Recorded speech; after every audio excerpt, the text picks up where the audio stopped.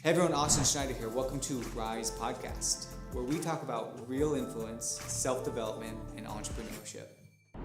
Guys, welcome to another Rise episode. Today, we have the absolute honor to have Jeff T. Osborne in the house. One thing that I love about Jeff is we went through a Bible study together. He spoke to a group of business owners for, 6 months? 6 months, yeah. 6 months nonstop, and just constant nuggets, constant heat, so much wisdom, not only from a biblical perspective, but just from the entrepreneurs, for feeling motivated, for feeling inspired, for knowing that there's more as leaders that we can tap into, and all that stuff. So I'm excited for this next hour, man, because you are about to drop some nuggets. I know you are. But I want to kick it to you first, just to kind of set the stage and maybe talk a little bit about who you are. I know your story, but maybe in a short form, just kind of give the listeners a little taste of what the life of Jeff has been like. Yeah, man. Hey, I appreciate you having me on here, bro. I'm stoked. I'm fired up. You already know me. I'm gonna be me. That's all I'm good at. It took me like 25 years to be comfortable with me. And so I'm gonna be me, man, and I'm just gonna have a blast. But I'm on it again. I love what you're doing. I love what I'm seeing you doing. So again, man, I'm fired up. Yeah, for everybody, I'm Jeff T. Osborne. And the only reason why I add the T is because my full name is Jeffrey Osborne, but there's a famous singer from LTD called Jeffrey Osborne, and everybody's asking me, can you sing On the Wings of Love? And can you woo, woo, woo? I ain't doing none of that. So I came in with Jeff T. Osborne. But yeah, man, long story short, bro, I've always loved people, always had a heart for people, heavy into sports, and suffered with a lot of identity issues growing up, which led me to hanging around some unsavory people, got involved with gangs, and ended up being arrested coming out of high school, a scholar athlete, and ended up facing 16 years to life for 6 armed robberies and possible attempted murder. And in that moment, it took me down this path, whether you're in a prison cell, it don't matter where you are, where you start waking up real quick when you're looking at that time. And so after kind of signing my deal to that, I just made a decision, hey, look, I'm gonna be in here, so I might as well empower myself and empower everybody around me. And so that kind of started me on my quest to build myself up. And man, when I should have served 16 years to life in Chino State Prison after 11 and a half months, I got a miraculous call, and the warden actually pardoned what I was doing and said, hey, look, this good young man who hit a bump in the road, let him go. And so when I got out, I was like, okay, look, God, you're telling your boy something. So if you're telling me something, I'm going to spend the rest of my life making sure that other people don't get trapped in their loss of identity. And so now, man, I've traveled the world. I've authored a couple of books. I'm married with an amazing wife, high school sweetheart, Nadia, and 2 beautiful kids, Jaden and Amaya. 12 will be 13, and 11 going on to be 12 next month. And so, man, I get the honor of having different companies that I've started, speaking for Fortune 5, professional athletes, and the like. But I just tell people, look, I get to love on people for a living. Come on. And you do a good job of it. You live it out, which I'd love to see. Man, appreciate it. Yeah, appreciate it. You've blessed my life, so appreciate you, man. Well, one thing that I know you love and that you even alluded to as you were sitting in prison, it sounds like, is your identity. Yeah. What is identity? In the simplest form, and I know it sounds very cliche, but it oftentimes we complicate things. Identity is being the truest, most authentic person and self that you can be. Identity is knowing how you're going to show up in any situation you're in, and it's not changing how you show up based upon who you're around or the situation you're in, that all the way through and through, you know what to say yes to, you know what to say no to, not because of opportunities, but because you're in alignment with your God-given assignment, or you're in alignment with your purpose in life. At the end of the day, that is identity. Why is identity so important for everybody, not just entrepreneurs, or people who are high achievers? Or absolutely. I tell people this, identity is so key because it's just like anything else in life, right, Austin? Like, most of us walk around, and if you don't know who you are, then you won't know what to say yes to. You won't know what to say no to. And if you don't know your identity, you don't know who you are, oftentimes you'll walk around with a fake ID. And I'm not going to say no names. I walked around with a fake ID. And oftentimes fake ID allows you to get into places, right, that you normally wouldn't be able to have access to, whether it was too soon or wasn't a place that you were supposed to be a part of.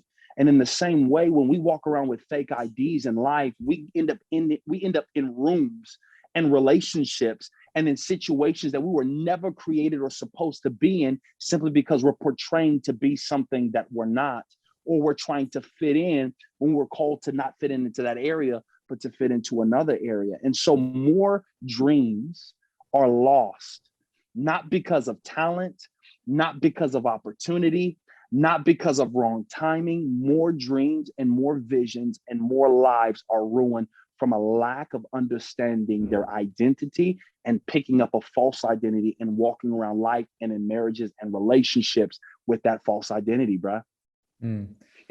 So I see that a lot. Like I acknowledge, especially in the times that we're in with social media, it's easy to get that fake ID because I have my highlight reel of Instagram.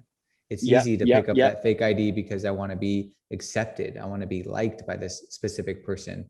So when it comes to identity, like what are you seeing is like the maybe misconception with identity, or maybe why people like maybe they don't even realize that it is an identity thing that they need to fix or change or be self-aware of their identity. How would you say, or how would you tell someone like, hey, like maybe you should work on your identity, or hey, like identity is something that needs to constantly be worked on, and why? Yeah, I love that question, bro, because, Austin, when you look at our lives, there's two components to identity. The first one is identity is based in values and morals, right? So what makes Austin who Austin is, what makes Jeff who Jeff is, and what makes the people watching this and listening to this who you are, the values and the morals that you stand on. It's the things that, look, I'm doing this. I'm going to live with integrity. I'm not going to do wrong by people. I'm going to work. I'm going to grind. I'm going to do what I have to do to be able to be who I am. That's your values. That's your morals. If you're a spiritual person, this is my faith. This is what I believe in. It's standing in that, and you have your values and your morals that will never change. When you have a sure identity, your values and your morals never change. And when I talk about identity, a lot of people are always saying things like, a lot of people think that identity is like it's who you are, right? So they're like, yo, you got to find out who you are. You watch people, your identity is who you are. Who you are never changes. You're always going to be Austin. I'm always going to be Jeff. But when you know your identity, what you are is what stays in this place of constant growth. So identity is not so much who you are never changes, but what you are will change over different seasons of your life. And if you're not in tune with your identity of what you are, then you won't recognize when you need to make the shift or when you need to make the pivot. And there's nothing worse than living in a place when who you were isn't what you are now. Who you were isn't what you are now. So in one season of my life, I was in ministry, right? And so that was what I was. I was a pastor in that season. And as I grew in that season, I began to understand that what I was before I was a pastor was a motivational speaker, was a life coach. And I did that for 10 years. And so who I was, Jeff T. Osborne, never changed. My heart, my passion, my values, my motives never changed. But what I was changes over life. And your identity is always fluid in the fact of what you are will change in different seasons of your life. And you will never get to that next level until you're able to identify if what you are has changed. Does that make sense? So good. So our identity it's really infinite. Absolutely. Right? You can't you're win. always growing. Yeah. 100%. So how do you, and maybe if you have an example too, based off of you or maybe somebody coach, how do you evolve your identity? Like how does somebody say, okay, no, like this isn't like what I am. I'm capable of more. Like I have more gold in my dirt. How do I evolve my identity? And what's really the fruit of doing something like that? I love that question, Austin, because oftentimes people fail to realize that my outside life is a direct correspondence to my internal life. Come on. My outside life is a direct correspondence to my internal life. And so the first way for you to be able to identify whether or not you're not in your sweet spot or you're not in your identity is take a look at your outside life, number one.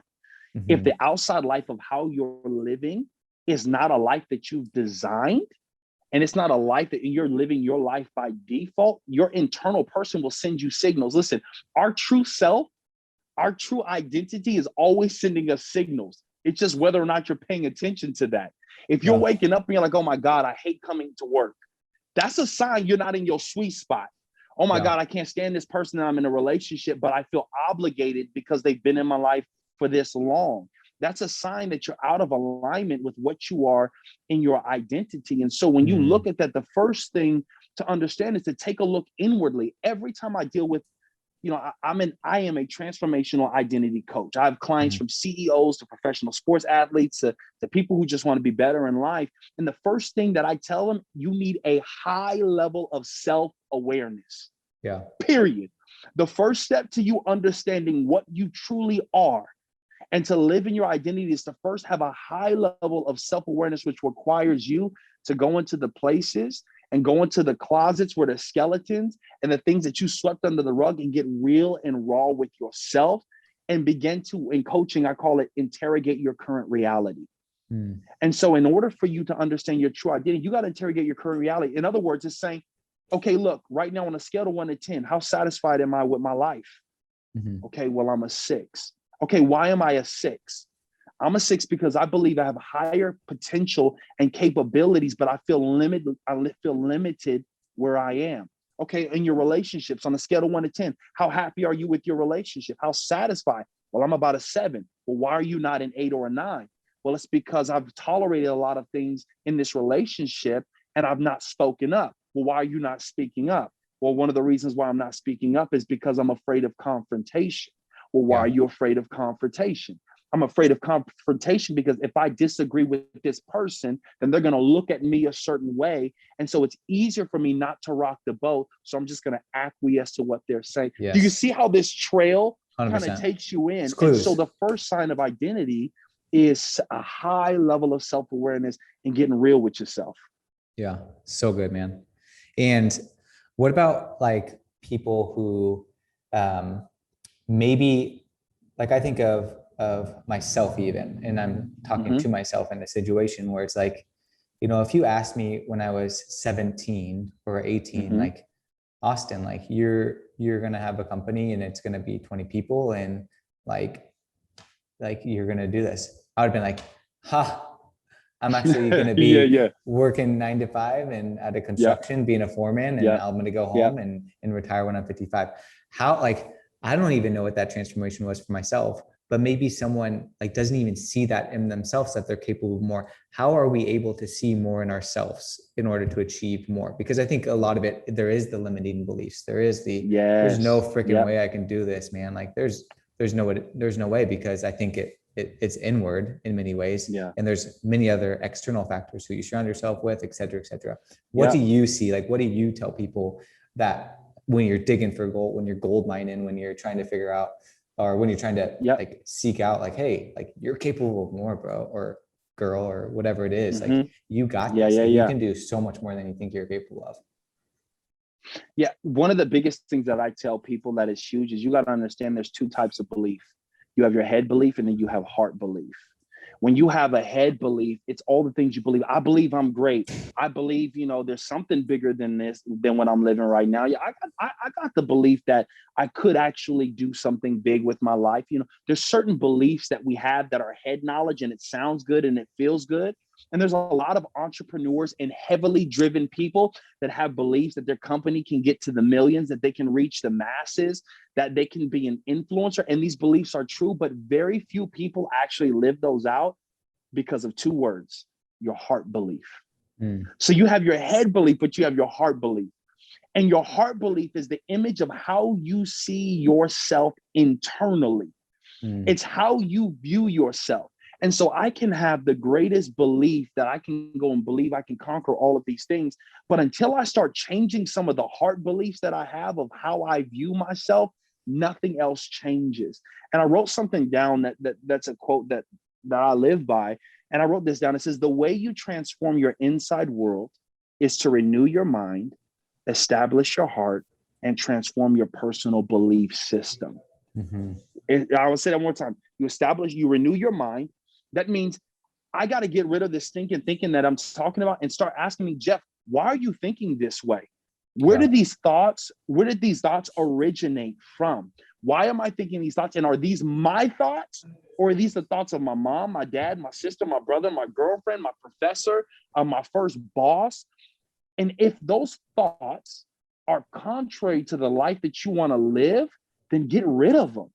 If they're not serving you and they're taking up rent in your head, or they're taking up space in your head and they're living rent free, they ain't serving you, they gotta go. Like all them thoughts, like y'all ain't serving your boy. So, you know, like Beyonce said, to the left, right? You gotta take them over there to the left.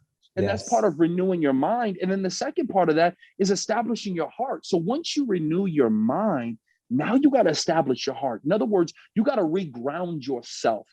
For me, I believe that there's a God that created me in such a way that he put these dreams and these visions inside of me. And so I need to go back to the source of my joy. I love there's a scripture in Philippians 4:13 or Philippians 4:8 that says, whatever's true, whatever's noble, whatever things are lovely, whatever things are good report, meditate on these things. I don't care if you're Hindu, Muslim, atheist, it don't matter what your religion is. Everybody loves to meditate on good things, on good thoughts.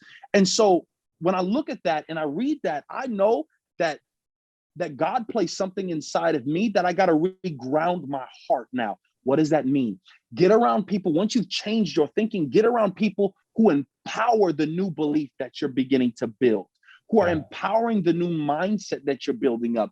Get in front of people, get in front of books, get in front of shows. I am a junkie. Listen to me, Austin, bro, right here. My vein, like my addiction is watching people overcome obstacles. So your boy will look at every documentary, docuseries. Pursuit of Happiness is my favorite freaking movie. You look at you look at movies like Coach Carter. I'm a nerd who loves all of them freaking movies because I love watching people overcome things in their lives. And so what do those do for me? It reestablishes my heart. It grounds me back in what gives me life. And oftentimes we root ourselves up from the things that give us life. Whether you're in a creative space, go to that thing that gives you life. Go to the place where you first thought, my God, I'm going to become an entrepreneur. My God, I'm going to go for this promotion. My God, I'm going to jump into a relationship. Go back and reestablish your heart. Because once you change your thinking, your heart gets reestablished. And now you can begin to change your belief system. Your belief system is the system in which you back everything you do in your life against. In other words, when I'm about to take on this new, and we had these conversations when we were in our group and leading these kings, I call it the king study, right? When you're taking territory, you can look at something and say, oh my God, these people have been in it for all of these years and I don't know how I'm going to do it. Or when you change your mindset, you reestablish your thought, you change your belief system to think, why not me? Yeah, come on. What do I carry that none of these cats have? What do I have that nobody else can bring to the table? Because at the end of the day, there's only one of you. There's only one Austin. Bruh, you see your boy right now. My hair looks like a chocolate milk dud. I ain't got the hair that looks all good like you. I ain't got the dimples. You know, I ain't running 50,000 miles a day. But what I will do is go to the gym and I'll clang and bang. Your boy got this chocolatey head right now. Looks like a milk dud, but it's my flow. I wear bright shirts. I wear crazy glasses. Why? Because I know that there's something I possess that I can bring to the table that changes it. And so I tell everybody this, is that we all believe something. When you live a life of negativity, and when you live a life where you don't know your identity, what you're doing is you're believing the negative report that somebody or society has placed on you. And so when you have negativity, it's still belief. Nobody doesn't have faith and nobody doesn't believe. It's just we have faith and we believe in the negative more than we do the positive. Yeah, man, so many nuggets. I think I love the heart, like having the heart, like knowing like, man, like I'm placed on here for a reason. Like God has a huge vision for my life, bigger than I could even begin to fathom. How can I start to speak? How can I start to believe and take action on that and then watch it come about and then watch it flow? Like I think so many people it's hard to take that first step after they process it through their heart. So many people know that they're capable of way more than they think they are. It's just about that first step. And it's about changing your beliefs and changing that reticular activating system to say, I got this, like abundance mindset, like, come on, growth mindset, not fixed, right? Come on. So what about the other end of the spectrum? So I think there's people who have the limiting beliefs, like maybe a smaller, like lower identity view of oneself, which is fine. What about the people that are extremely overconfident, like don't want to enjoy? And the question really is like the people who think they can do everything and want to get to the end of the staircase without taking the first step.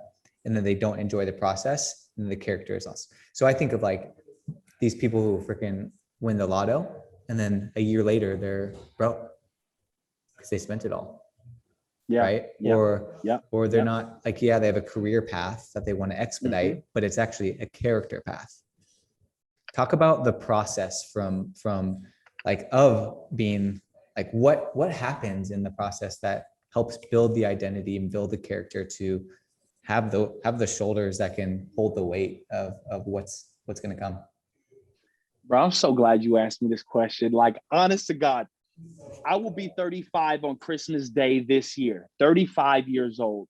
And I remember when I was 23, I went to go speak at this conference, and this man by the name of Rex Crane is a dynamic speaker. He was like the first big gun that like took me under his wing, right? So he travels everywhere, biggest stadiums, network marketing companies, churches. I mean, you name it. This guy is, he calls himself white chocolate, right? So this is the guy. He's good.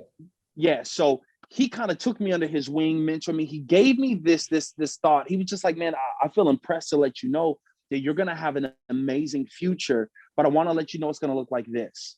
Yeah. It's not going to be fast. It's going to be gradual. And I wish I would have told you, bro. Like, I was like, yes, gradual growth. That's what I'm talking about. For sure. But it was actually a growth that was gradual and it wasn't skyrocketing. And he said, because you don't want to be a shooting star success. And a shooting star success is, oh my God, there they are. Look at them. They're killing it. And there they go. Right. And so over time, as you begin to grow and as you begin to learn, there's stuff in the journey that is freaking irreplaceable. There is stuff that I had to learn in the dark times when I was in prison and I had to build myself up and believe that there was a possibility, even though I signed the paper that I would never get out, that I was going to be free one day and help change people. And then when I got out, nobody wanted to hire me. So I was recycling cans. I was on government assistance. My wife, Nadia, became permanently disabled. I didn't have money to get t-shirts for my son. I didn't have money to get diapers for my son, so I had to use t-shirts. I remember this journey, and yet I was still in Panera in Chino Hills, California, from 6 to 10 a.m., creating these journals and writing down speeches and studying as if somebody was going to ask me to speak, because I knew, like Uncle T.D. Jakes says it, Bishop T.D. Jakes says that your downtime is your prep time. And so every time that I began to understand seasons and moments of my life, it brought a different tool out of me. It was like, my son plays Call of Duty, right? So every time you level up in Call of Duty, they give you another weapon. They give you another add-on. They give you something that's special for a different level that you're in that came through your grind. And in the same way, every time you grow in life, whether you're trying to get to that place called there, whatever that is, there's always another place called there. And so I tell people, if you're driven and they tell you, oh my God, hashtag sleep when you're dead, hashtag hustle hard, hashtag, and you see these people you're killing your bodies, you're ruining relationships. You can't even enjoy the success that you have because you're always looking for the next. And I feel like when you have that mentality, it's because you fail to realize that whatever is supposed to be for you in your life, when you are consistent and faithful, it will come to you. Yes. For me, if you're watching this and you're a faith-based person, like I said, I'm a spiritual person, whatever God has for you is for you. And so our goal is not to grind and hustle. It's to stay committed, faithful, and consistent. That's it. Committed, faithful, and consistent. Be committed to the process of your journey. In other words, there's no plan B. Your plan A is success. Yeah. And they said, well, Jeff, what happens if plan A doesn't work? Then rewrite plan A. There is no, bro, there is no plan B. That's what it means to be committed. And then when you're there, you're faithful. What does that mean? You're faithful to your process, faithful to your craft, faithful to the relationships around you. Because when you're faithful in those little things, then you get blessed with the much. And the last thing is not only that, but it's being consistent. Being consistent simply means it's not easy, it's not the best, but you take away the option for you to be able to quit. Being consistent means that I'm in this drive and I'm doing it. And so for the person who's watching this and you've got a level of success, or you may not have the success that you want, number one, exactly what you said, Austin, stop looking at the highlight reels. I love one of your podcasts. I forget the person who said it. I think his name might have been Austin as well. Austin Rutherford. Yes. Yeah. He said, you guys were talking, there's no such thing as an overnight success. Mm-hmm. There was no such thing as an overnight success. It was nights and days of crying, of fighting, of yelling, of questioning, of doubting, all of those things. But you got blessed in a moment. The opportunity came in the moment, but the work came from years before. And so if you're watching this, please, you can't manipulate your future. You can't manipulate your outcome, and you definitely can't manipulate God. So if you're going to have what you're going to have in your life, it's going to come because you are committed, you are faithful, and you're consistent. And listen, enjoy. I'll never forget, it's my pastor, Pastor Obed Martinez, told me this when I first started off. He said, Jeff, enjoy being broke. And I was like, what? Like, you out of your mind. He said, enjoy being broke right now. Enjoy flying coach right now. Enjoy, he used to tell me these moments. Enjoy having like this ghetto vacation, but you out there. You know what I'm saying? Like, he was like, enjoy these moments because you'll never have these again. Yeah. And he was speaking in faith because he understood my drive. But now that I look back, the moments, I call them touchstones, the moments when I look back where I didn't have the money in Panera, and I would take that hot cup of water and drink it like coffee, and I would wait for somebody to leave, and I would take their plate of their crumbs and put it in front of me. And I would envision what it would be like for me to be able to buy food at a Panera or a Starbucks. Now, every time I go in there and I buy the dang coffee, like, I'm excited because I can afford it now. When we're booking family vacations and we're flying, business class or first class, or heck, even premium economy, when the flights are built up, but you can get that upgrade. You know what I'm saying? Don't be bougie now, but those moments are the moments that you get to really celebrate those, because if you never had those moments, then you lose touch of your humanity. And if you're watching this and you're a massive leader, entrepreneur, you're getting clout, you're getting influence, your money's not an option anymore. Remember this, that you will never be able to stop people from putting you on a pedestal, but you can always remove yourself from that pedestal. And the way you do that is by remembering your journey, not being in a rush, celebrating every victory, no matter how big or small it is. Because if it's a little blessing, I tell people this, if it's a little blessing, be thankful for the little blessings, because it's just a sign that the big one is on its way. Yeah, come on. That's super impactful, is enjoying the journey. Like, I always heard, the happiest people are the ones who celebrate the little things throughout the journey that compound to get them to where they are and to where they're going. Not the person who's like grind. Okay, achieve this. Then once they achieve it, it's empty, right? It doesn't mean anything because they don't appreciate it, anything. So it's like, how do we enjoy? How do we count our blessings? How do we enjoy the ghetto vacation or enjoy being broke? Super good. One thing you say, Jeff, is if you don't supersize your dream, you live a happy meal life. If you don't supersize your dream, you'll live a happy meal life. Talk about the importance of a huge dream, a huge vision for yourself, and how we can have a dream so we don't live that happy meal life. Yeah, man, I love that you asked this. I just spoke, and I wish I would have had one with me. I just sold out on all of my books, but I wrote my latest book, Buy the Dang Coffee, and it's actually rooted in that. So the tagline of Buy the Dang Coffee is one sip is worth the risk.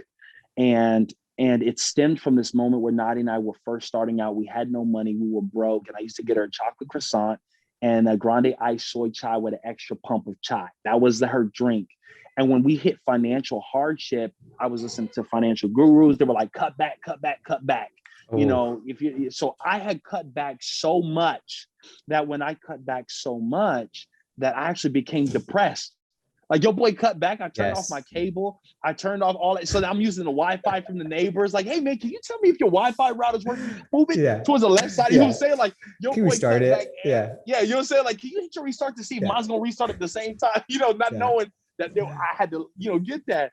And I remember, man, I was up. I was not satisfied. I wasn't happy. I was in this place where I was trying to be everything for everybody else. And as I was trying to be everything for everybody else, I remember in my time of meditation, it was like God was like, go to Starbucks and buy the coffee. And I'm like, no, I'm not gonna do it. He's like, go buy the coffee. I was like, that's $7.47. I gotta save. And I remember it was like this argument that I'm having right in my time of meditation. Finally, I was like, fine, I'm gonna go buy the dang coffee. So I take all the money I have and I go down to the Starbucks right down the street. And as I go down the street, I open the door, Austin. And the moment I opened the door, they were like, Jeff, oh my gosh, it's so good to see you. And I turned around and looked and I walked up and like, hey, would you like the usual? Grande ice soy chai, extra pump of chai, and a chocolate croissant not warmed up for Nadia. And I was like, yeah, I'll take that. And I'm looking around, it's hustling and bustling. People are doing life, they're moving. I'm in the beginning stages of entrepreneur. So my house actually became my prison, right? You know how that is in the beginning. Yes. And so I'm looking, people are alive, people are hustling, bustling. I'll never forget it. I gave her the $7.47 trembling. And when I gave it to her, she took it and I stood off to the side. And when I stood off to the side and they said, okay, hey, Jeff, here's your order. And I grabbed it. It was the moment that something changed in my mind and it clicked in my heart. And it was the moment that if I were able to do an exchange, that if I would exchange something, I could get something in return that brings me joy. There's something that brings me peace. And it was a reminder to me that God was like, look, I'm not going to become any less broke if I bless you with an abundant life, a superfluous life, a life that is without lack, a life that is without limits, a life that is without boundaries. And it was that moment, it was like this teaching moment for me in my spirit. It was a spiritual moment in that Starbucks. And it was like my resources and my abundance never runs out, but what is running out is my faith and my ability to believe the impossible. And so when I wrote this book, I made a decision from that day, I will never go back to living a limited lifestyle or a poverty mindset or a lack mindset. So no matter what it took, every day I would go buy this coffee. And I'm telling you this because it's going to lead up to your question. So there were mornings where we had it. There were moments where I had to recycle cans to get it. There were moments where I had to dig in the trash to be able to go. But I promise you, even to this day, and it has been 12 years, I have never stopped going to Starbucks and buying the dang coffee. And so, well, Jeff, what are you trying to say? How does that have to deal with a big dream?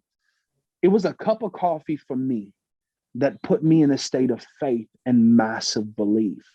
And my question to people who are watching this is, what is that cup of coffee to you? For some, it may be that house. For others, it may be that company. For some of you, it may be that car. It may be that relationship that you got to be able to step out and take that risk to be able to do it. You have to put yourself in a mindset of abundance. And so what that meant for me was constantly going to that Starbucks. What it meant for me, I'm in Southern California, so I'm going to drive the 35 minutes to Newport Beach, and I'm going to watch the people who are walking in wealth, who have this wealth, who are buying it. I had to be around that atmosphere to build my faith, because you'll never elevate yourself above the highest image that you hold of yourself. I'm going to say that one more time. You'll never be able to elevate yourself or your life beyond the highest image of how you see yourself or your life. And so if all you're around is lack, all you're around is holding and scarcity mindsets, that's the only thing you're going to accomplish. And so I had to put myself around people who had bigger dreams than me.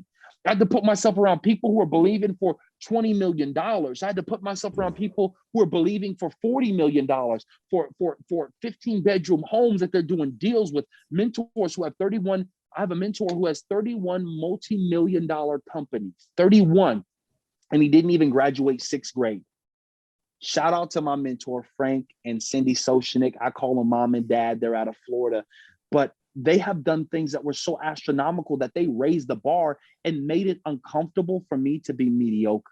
So when you ask me, what's a big dream? We've got a tech company that we're working on, and we're in our Series A funding, and we're raising, and we're in this space of tens of millions of dollars. So I had to stop myself from just being a millionaire and just running this side of the company and being able to just focus on, man, let me get this million, let me get this million, let me get this deal, let me get that deal. To now I'm like, okay, we got a whole investment team, we got pitch decks, we got all of this. And I was so new, Austin, but it moved me into a realm of faith that I didn't know I had. And so I want to say this because this is going to be key. And I promise you, if people get this, Austin, it's going to change their life. When you are an entrepreneur, you're choosing greatness. There are 2 degrees of faith. 2 degrees of faith. Number 1 is first degree faith. First degree faith is like preventive faith.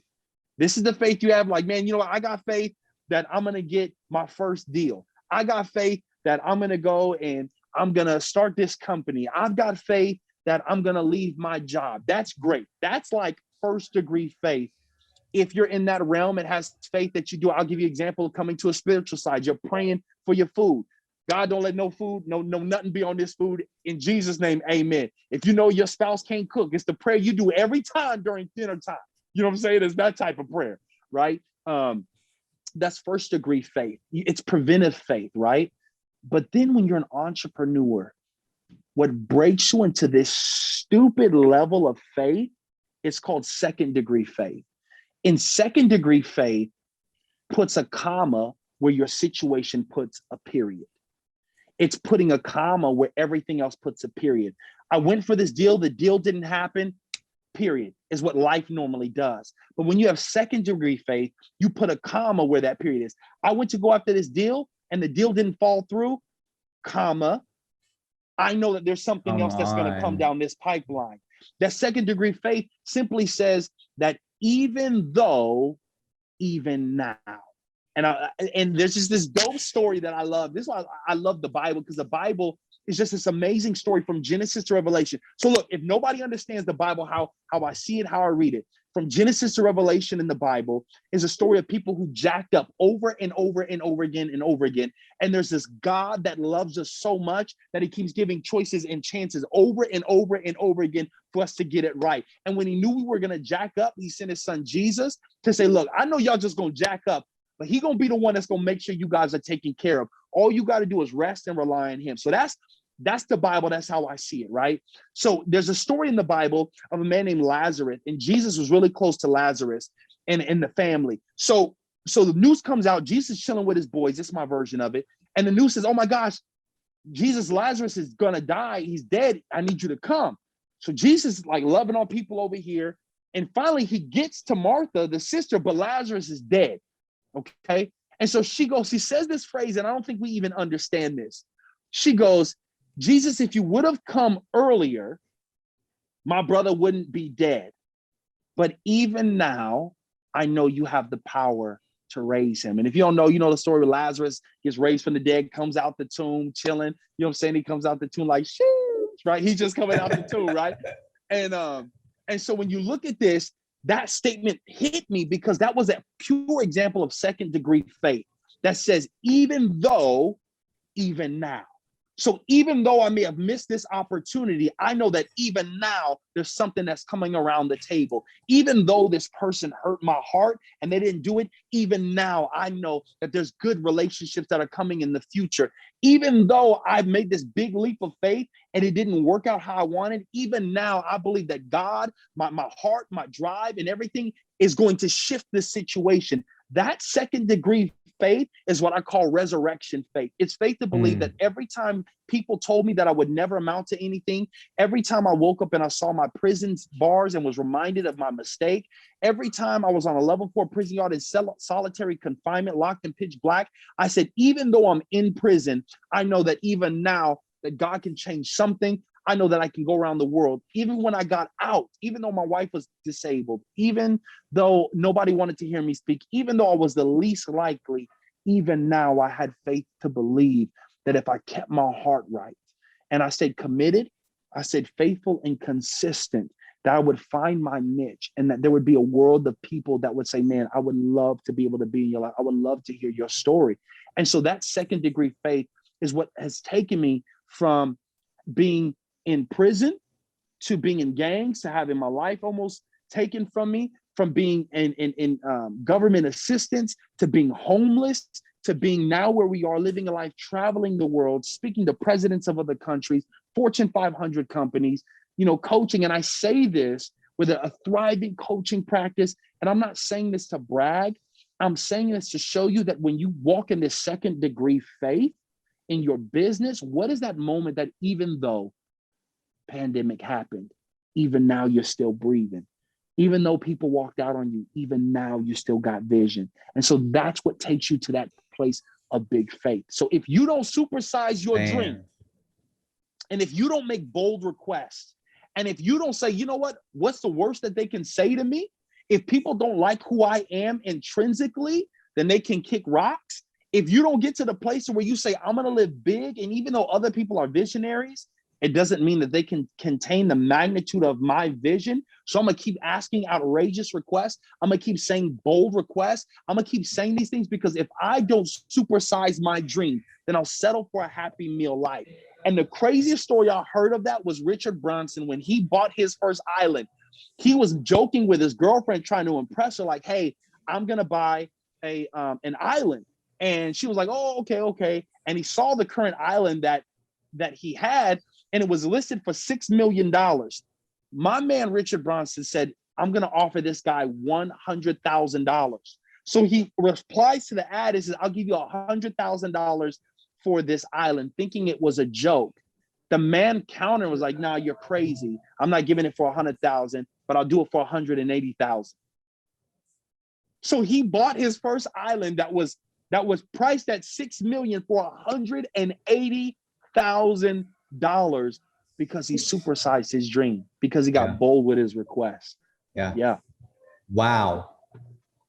Jeff, man, if anything, if you are a listener right now, I would rewind 10 minutes and listen to that 10 times. I know I'm going to play that back, what you just said, man. And I want people to catch one thing that stood out to me is the broke are the people who are budgeting, right? Because that causes a scarcity mindset. If I'm just worried about every single penny that I'm spending, then that's all I'm going to be focused on. It's going to lead to anxiety. It's going to lead to fear. It's going to lead to, I can't.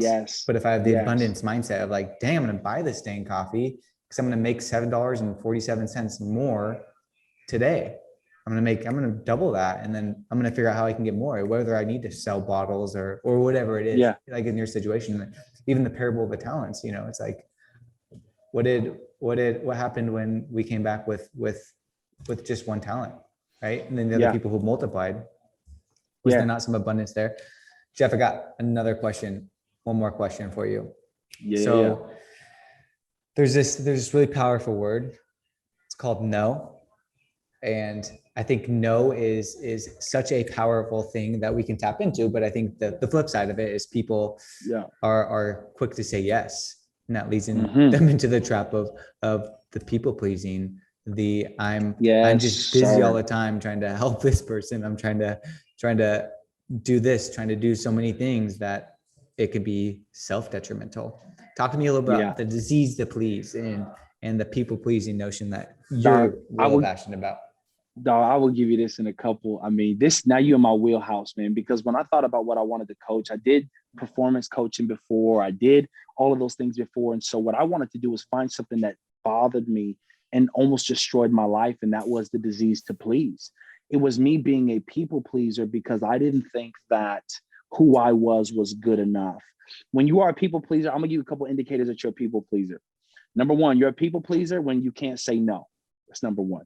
Number two, you're a people pleaser if when you know you got to have a confrontation, you're trying to map out the words you're going to say ahead of time so that you can kind of manipulate the person's attitude and how they're going to respond to you ahead of time. You're a people pleaser if you are more afraid of their negative disapproval towards you than you are of you actually being able to have your own joy and your own peace. Being a people pleaser is that everybody else has to be okay at your expense. So that's the overall. And the reason why we people please, I'm gonna make it real simple, is because we've made other people the source of our happiness, our joy, and our provision. In other words, this person is end all be all to my future, to my life, to my happiness. So God forbid that they're not happy. They have something that I desire or that they're portraying. So I got to act a certain way. And this is actually started when we're younger. And this is from when you're in the office, you're a little kid, you want to go play, you moving around, and your mom's like, hey, Austin, Jeff, if you just stay calm after we're done, I'll give you a cookie. Oh, shoot, they got something that I need. So you sit down. If you're chill, we'll go get ice cream after this. Oh, shoot, they got something that I need. And so what happens is if somebody has the appearance of something of pleasure that you believe you need, you will alter your behavior so that you can get that thing. And so when you look at this and time goes on, nobody tells you as an adult, you have to change that. So anybody that you deem as somebody you admire or who's an authority figure over your life, you will give them your authority of your joy and your happiness and wait for them to give you the ability to say, yes, now you can live your life. So I wanted to kind of give that backdrop, because when we don't understand who we are and what we are, then we will allow other people to put labels and things on us. And because we haven't understood the power of no, we think as people pleasers, because I'm telling you, I was a chronic people pleaser. And mind you, you can be a high capacity people pleaser. So I was speaking in front of tens of thousands of people. I would get off the stage, go to my room and cry because one person said they didn't really like the way that I spoke. Like, this is real talk. And so I tried to create myself into this identity. And so I finally got to a place where I understood that for me personally, God was my provision and my source. So who he made me was a gift to this world. And I'm no longer going to sacrifice my joy and my happiness for relationships of people who want me to be a certain way when that's not who I am. And so in these relationships, we tell ourselves as people pleaser, well, I don't want to rock the boat too much, so I'm just going to do what they say because it'll keep us good. But you're actually creating a false relationship, whether that's marriage, whether that's boyfriend and girlfriends, whether that's a business relationship. The moment that you don't speak up, the moment that you aren't true to yourself is the moment that you are the most disingenuous, and you will ultimately cause that relationship to fall apart. And so the greatest power that you have is to say, this is who I am. This is why I do what I do. This is what I believe in. This is my vision. This is my dream for my life. This is the husband, the dad, the boyfriend, the girlfriend, the entrepreneur, the pastor, the minister, the brother, the sister. This is who I want to be. This is what I love, and this is what I don't love. And when you get to that place of not finding out what you are, but identifying what you are not, is the moment that your no can shout so much louder. Because every time you say yes to something you should say no to, you're saying no to something that your life truly desires and needs. And at the end of the day, when you start people pleasing, you'll get to the end of your life and realize you climbed a ladder to a top of a mountain to look to the left to find out your whole life you climbed the wrong mountain. Man, so good. We could dive so deep into that. Yeah. You have a course coming out on people pleasing and the disease to please, right? Yes. So I'm actually putting it together. It's not out yet, but we're working on it. It's going to be called Prison Break, and it's breaking out of the disease to please and into your freedom. And so it doesn't matter who you are, where you are. We're going to break down the 3 types of people pleasing. We're going to break down how do you overcome it. We're going to break down how to identify the source of your people pleasing. And most importantly, we're going to get rid of the limiting beliefs and the limited conversations so that you can stand in your true identity and live a life that is loud, large, and loved. And that's, aside from that, that's what I'm focused on. And that's my whole coaching practice is focused on, is making sure that people are designing a life that is loud, large, and loved. And we do that by getting rid of limiting beliefs, limiting mindsets, and the disease to please. Yeah, you have blessed everybody who's listened to this, man. Like, I got so much information from this. You just blessed me even more outside of the 6 months that we spent together going through Joshua, which was phenomenal with Kings. Yeah. So let's end on this. So we have some really good information, right? Like I feel motivated, I feel inspired. What are a couple action items that we can take away from maybe growing our identity or helping with the people pleasing? And then lastly, how do we find out more? How do we find you? How do we get some more of this fire that you're dropping, man? Yeah, man. Well, look, I call them takeaways, right? Takeaways and discovery in my coaching session. So every session I end with my coaching clients, I say, what is a takeaway or a discovery that you've made? And so I'm going to put I'm putting my coaching hat on. It's one thing for me to tell you what you should do and what you should take away. It's another thing for you to discover that, because once you have your discovery and your takeaway, then nobody else can take that from you. And so what I would say in your conversation for action is, number one, first identify. That's what I call awareness. Are there areas in your life that you're people pleasing? The first thing is awareness. I tell people the awareness of is the beginning of the freedom from. The awareness of is the beginning of the freedom from. So when you're aware of a problem, then you can actually pay attention to the problem and address it. So the first thing I would say is begin to look in your life and see other areas where I'm people pleasing. Are there areas where I'm not in alignment with my assignment? That's the first thing. It's awareness. The second thing is, if the answer is yes, identify where that source came from. Some of the questions you need to do is get into a quiet place and trace back to when was the first moment that you felt that. What was the first moment that you felt the fear of being on your own? The first moment that you felt the fear of standing in your newness. And so you want to be able to do that.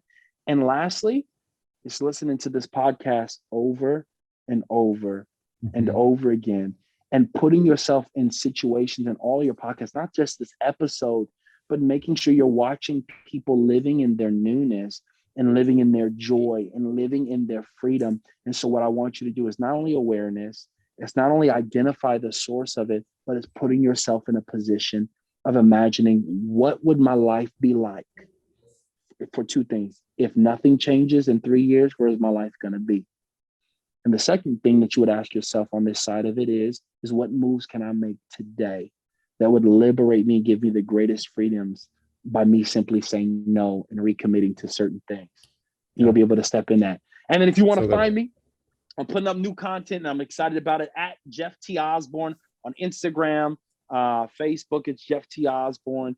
Instagram is Jeff, Jefft as in Tom, Osborne. That's my tag on Instagram. My jefftosborne.com is my website. If you guys are interested in coaching, don't hesitate. Reach out to me. Hit the button that says coaching, and we'll make sure our team finds a way to get you taken care of. And then you can go on there and get your copy of Buy the Dang Coffee.